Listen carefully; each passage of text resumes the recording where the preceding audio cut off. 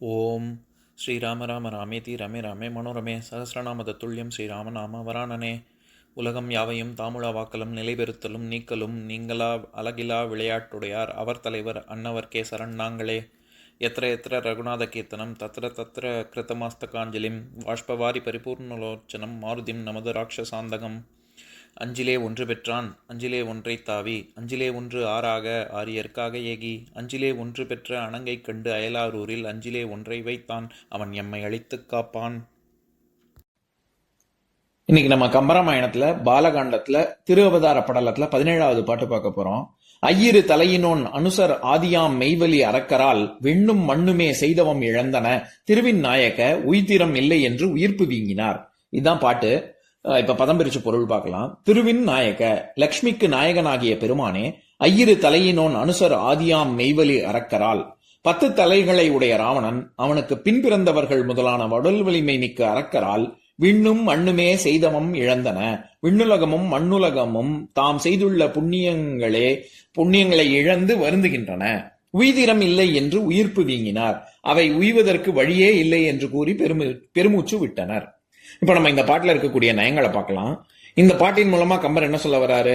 தேவர்கள் விஷ்ணு கிட்டக்க முறையிடுறாங்க. என்னன்னு, அதாவது ராவணன் அவனுடைய தம்பிமார்கள் அந்த அரக்கர்களால எங்களுக்கு தவம் செய்ய முடியல, புண்ணியங்கள் இழந்து தவிக்கிறோம், அதனால நீதான் காப்பாத்தணும் அப்படின்னு சொல்லி பெருமூச்சு விட்டனர் அப்படிங்கிறாங்க. இதுதான் இந்த பாட்டினுடைய கருத்து. இப்ப இதுல திருவின் நாயக அப்படின்னு தான் ஆரம்பிக்கிறார். எப்படி சொல்றாரு? லக்ஷ்மிக்கு நாயகனாகிய பெருமான் அப்படின்னு திருமால்னு மட்டும் அட்ரஸ் பண்ணல. அவங்க திருவின் நாயகன் சொல்றாரு. அப்படின்னா என்ன அர்த்தம்? நீ அவதரிப்பது மட்டும் இல்லாமல் எங்களுக்கு லக்ஷ்மியையும் சேர்ந்து ஒரு சீதா பிராட்டியாக வரணும் அப்படின்னு சொல்லி கேட்டுக்கிறாங்க. ஏன்? இப்ப நம்ம சாதாரணமா ராமன் கல்யாணத்துக்கு முன்னாடி இருந்த ராமன் சீதையை அடைந்த பின் ஸ்ரீராமன் அப்படின்னு ஆனான்னு சொல்றோம்ல. ஸ்ரீங்கிறதே லக்ஷ்மி தேவியோடைய இதுதான். அதனால லக்ஷ்மியுடைய அருளும் எங்களுக்கு வேணும் அப்படிங்கறதுனால திருவின் நாயக்க அப்படின்னு சொல்றாரு. அதே மாதிரி ஐயிரு தலையினோன் அப்படிங்கிற இடத்துல நம்ம ஏற்கனவே 189வது பாட்டுல பார்த்திருக்கோம். 20 கரம் தலை ஈரைந்து என்னும் அத்திருயிலி வலிக்கு ஒரு செயலின்றி எங்களால் கருமுகில் என வளர் கருணையம் கடல் பொருது இடர் தணிக்கின் உண்டு எனும் உணர்ப்பினால் அப்படிங்கிற பாட்டுல ஈரைந்து தலை ஈரைந்து என்னும் அப்படின்னு வர்ற மாதிரி இந்த இடத்துல ஐயிரு அப்படின்னா 2 தலை கொண்டவன் அப்படிங்கறதுனால இங்க ராவணனை குறிக்குது. அதே மாதிரி அனுசர் அப்படிங்கிறது சமஸ்கிருத வார்த்தை அனுஜன் அப்படிங்கறதுல இருந்து அனுசர் அப்படின்னு வந்திருக்கு. அதாவது நான் ஏற்கனவே சொன்னதுதான், ஜம் அப்படிங்கிறது எழும்புவதுன்னு அர்த்தம். நம்ம நிறைய உதாரணம் பார்த்திருக்கோம். பத்மஜா, நீரஜா, ஜலஜா, கிரிஜா, வனஜா, ஜம்முன்னு இருக்கேன், சகஜமா பழகு, எல்லா இடத்துலயும் எழும்புவது, புஜங்கம் எல்லாத்துலயுமே ஜம்முங்கிறது எழும்புறது தான். இதுல அனுஜா அப்படின்னா உடன் எழும்புவது அப்படின்னு அர்த்தம். இப்ப உதாரணத்துக்கு சமஸ்கிருதத்துல எப்பவுமே அணு அப்படின்னு சொல்லி சொன்னாலே அதுக்கப்புறம் என்ன ஆச்சு, பின்தொடர்ந்து என்னது அப்படிங்கிற பொருள் தான். இப்ப வாதம் அப்படின்னா பேசுவது, அணுவாத அப்படின்னா திரும்ப சொல்லுவது, அதாவது டிரான்ஸ்லேட் பண்றது. ராகம் அப்படின்னா அன்புன்னு ஒரு அர்த்தம் இருக்கு. அனுராகம் அப்படின்னா அன்பின் வெளிப்பாடான மகிழ்ச்சி அப்படின்னு அர்த்தம்.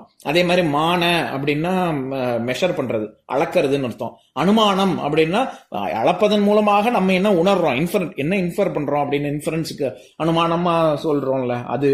அடுத்தது இது ராதா, அனுராதா. ராதான்னா ரொம்ப சந்தோஷம், மகிழ்ச்சி அப்படி ஒரு அர்த்தம், ஆனந்தம் அப்படின்னு. அனுராதா அப்படின்னா ஆனந்தத்தின் மூலமாக கிடைக்கும் வளமை, செழிப்பு, ரொம்ப ப்ராஸ்பரஸ் சொல்றோம்ல. அனுராதானா ரொம்ப செழிப்பா இருக்கிறதுன்னு அர்த்தம். அந்த மாதிரி இப்ப இது அனுபூதி, நான் ஏற்கனவே விபூதிங்கிறதுக்கு இது விளக்கம் சொல்லும் போது சொல்லியிருப்பேன். அதாவது பூதினா செல்வம், விபூதினா ஈடு இணை இல்லாத செல்வம், அதனாலதான் விபூதின்னு சொல்றோம் அத. அந்த மாதிரி அனுபூதி, கந்தர் அனுபூதின்னு அருணகிரிநாதர் முருகனை பத்தி பாடின நூல் இருக்குல்ல, அது அனுபூதின்னு ஏன் சொல்றோம்னா, பூதினா செல்வம், அனுபூதினா அந்த செல்வத்தின் மூலமாக கிடைக்கும் அனுபவம்னு அர்த்தம். இப்போ இப்ப யாராவது ரொம்ப தெய்வ பக்தி கொண்டவங்க எனக்கு தெய்வ நம்பிக்கை இருக்குன்னு சொல்லக்கூடாது, எனக்கு தெய்வ அனுபவம் இருக்கு இல்ல தெய்வ அனுபூதி இருக்குன்னு சொல்லணும். அப்பதான் உண்மையான தெய்வ பக்தி இருக்குன்னு அர்த்தம். ஏன்னா வெறும் நம்பிக்கை மட்டும் இருந்ததுன்னா இன்னும் நான் அனுபவிக்கலன்னு அர்த்தம். நம்ம விடக்கூடிய ஒவ்வொரு மூச்சுக்காற்றும் ஒவ்வொரு வினாடியுமே கடவுளுடைய அருள் அப்படின்னு யாருக்கு தோணுதோ அவங்க எனக்கு நம்பிக்கை இருக்குன்னு சொல்ல மாட்டாங்க, எனக்கு அனுபவம் இருக்குன்னு தான் சொல்லுவாங்க. சரி, அது போட்டோம். நான் இந்த அணுங்கிற வார்த்தைக்காக சொல்ல வந்தேன். அணு வைத்தியா, அதே மாதிரி வைத்தியர் அப்படின்னா டாக்டர்னு அர்த்தம். அணு வைத்தியா அப்படின்னா நர்ஸ்ன்னு அர்த்தம். ஏன்னா எப்பவுமே ஆங்கிற சொல்லு ஆம், இது சமஸ்கிருதத்துல ஆண்பால்லையும் ஆங்கிற சொல் பெண்பால்லையும் வரும். அதனாலதான் கிருஷ்ண அப்படின்னு சொன்னா கிருஷ்ணரையும், கிருஷ்ணான்னு சொன்னா திரௌபதியையும் குறிக்கும். அந்த மாதிரி அனுஜ அப்படின்னு சொன்னா தம்பியை குறிக்கும். ஏன்னா உடன் பிறந்தது, அதுக்கப்புறம் நடக்கிற நிகழ்ச்சி தானே அணுன்னு சேர்த்தா. அதனால அனுஜ அப்படின்னு சொன்னா தம்பியை குறிக்கும், அனுஜான்னு சொன்னா தங்கையை குறிக்கும். அதனாலதான் ராமானுஜன் அப்படின்னு சொல்றோம். அதாவது ராமனின் தம்பியான லக்ஷ்மணன். பொதுவாவே பரத சத்ருகுணனும் ராமானுஜன் தான். ஆனா இங்க சிறப்பா ராமானுஜன்னா நம்ம லக்ஷ்மணனை ஏன் சொல்றோம்னா கூடவே இருக்கிறதுனால ராமானுஜன்ங்கிறது லக்ஷ்மணனை குறிக்கும். அந்த எதுக்கு இதை சொல்ல வரேன், இந்த அனுசர் அப்படிங்கிற சொல் இந்த இடத்துல ராவணனின் அனுசர் ஆதியாம் மெய்வலி அறக்கரால் அப்படின்னு வர்ற இடத்துல அனுசருங்கிறது யாரை குறிக்குது அப்படின்னா இது ராவணனுடைய தம்பிமார்களான கும்பகர்ணன், கரண், திரிசரன், இது தூஷணன், இந்த மாதிரியான அரக்கர்களை குறிக்குது. அடுத்தது வெண்ணும் மண்ணும் அப்படின்னு வர்ற இடத்துல வெண்ணையும் மண்ணையும் குறிக்கல, அது இடத்தை குறிக்கல, வேற ஒன்றாக ஆகி வருவது. என்னது? விண்ணுலகத்திலையும் மண்ணுலகத்திலையும் வாழும் மக்களை குறிக்கிறதுனால, மக்களாக ஆகி வர்றதுனால இது ஆகுபெயர். என்ன ஆகுபெயர்?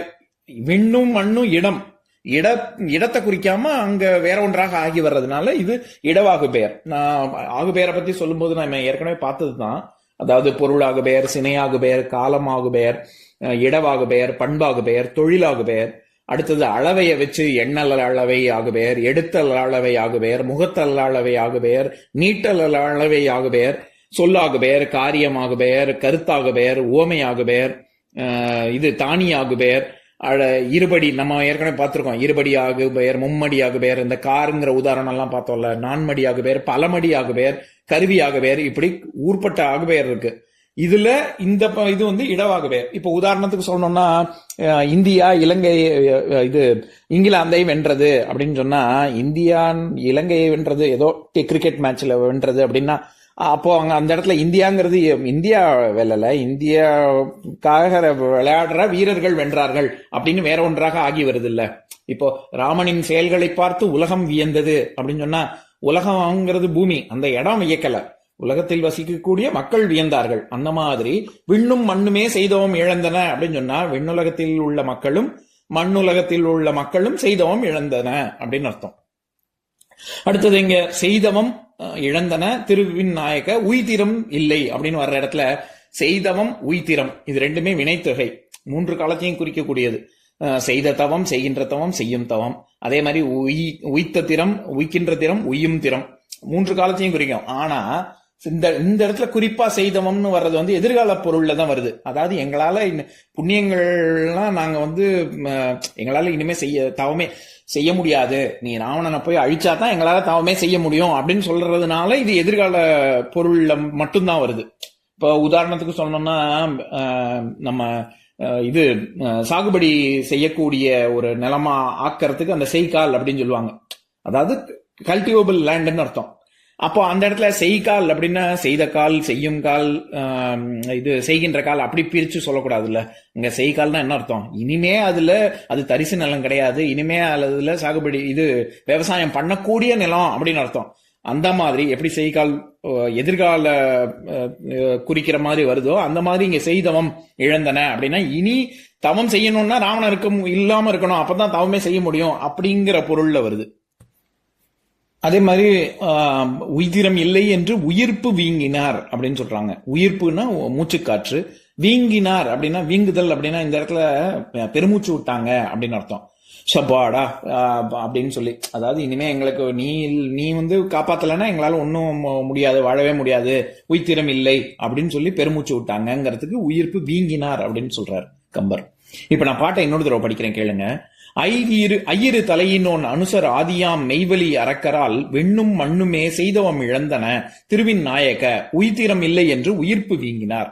இன்னொரு நாள் இன்னொரு பாட்டு பார்க்கலாம்.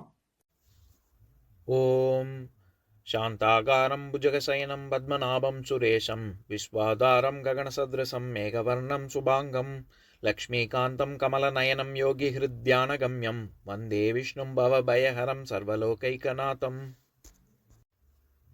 உம்பரோடு இம்பர்காரும் உலகம் ஓர் ஏழும் ஏழும் எம்பெருமான் என்று ஏத்தி இறைஞ்சி நின்று ஏவல் செய்ய தம்பியரோடும் தானும் தருமமும் தரணி காத்தான் அம்பரத்து அனந்தர் நீங்கி அயோத்தியில் வந்த வள்ளல்.